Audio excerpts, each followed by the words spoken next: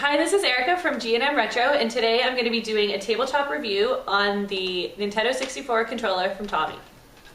So this is it here in the package, and on the back they have a diagram showing the different controls. And so it comes in this plastic suicide packaging, which is a pain in the ass to open, but I've already pre-cut mine to make it a little bit easier.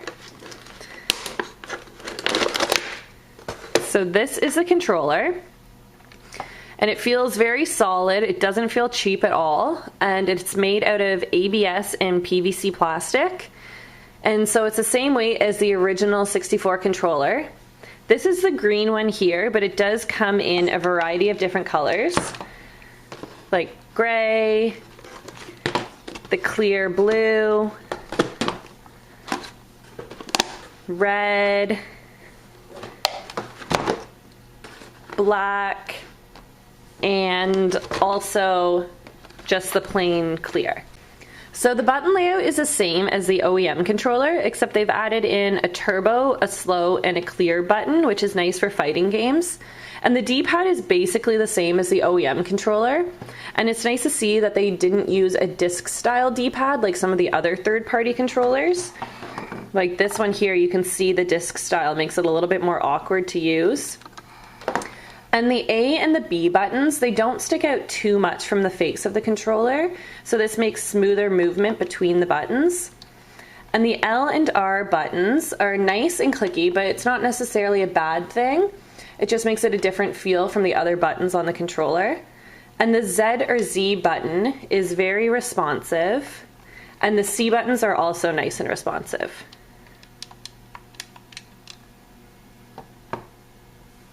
So first off, this analog stick is by far the best that we've tested on any controller, and Tomee decided to use a metal base, so you can see that there for the stick, and they did away with the plastic, which is found on other controllers. And so this allows for precise control and no slop, which is common on a lot of the worn out OEM or even the third-party controllers. Like on this old one here, you can see that it's sloppy and wiggles around a lot. And also, there's a small plastic dust cover that they added in at the base of the stick. And the grips on the thumbstick, they're a little more pronounced than most third-party controllers, so it gives you a little bit more control, and overall it's very smooth. The cord is made out of the same material as the original N64 controller, and it's also the same approximate length. So this is the connector here, and it just clicks in nicely into your N64 console. So I'm going to sum it up with some pros and cons. For pros, the analog stick is made with the metal base that I showed you, so it allows for smooth and precise control. And also the face of the analog stick is grippy, so your thumb's a lot less likely to slip off. And they also added the turbo, the slow, and the clear buttons, which can be used for fighting games. And overall, it's a nice, solid construction, and the controller doesn't feel cheap at all compared to a lot of the other clone controllers that we've tested. And Tomee decided to keep the original D-pad layout on this one instead of using the circular disc like some of the third-party controllers. So this controller is nice and cheap at under $15, and it's the best third-party controller that we've tested. The cons for this controller are it doesn't have the side grips like the original. So you can see here they're just a little bit shorter, and this may deter some people who want the exact look of an OEM controller. Also, the small little dust cover at the base of the thumbstick.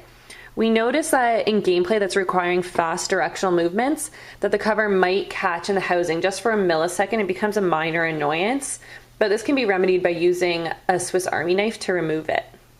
This Tomee controller, it's a really cheap option as a replacement for your worn out N64 controllers. And we ship Canada-wide and throughout the US, and you can pick them up at www.gmretro.com.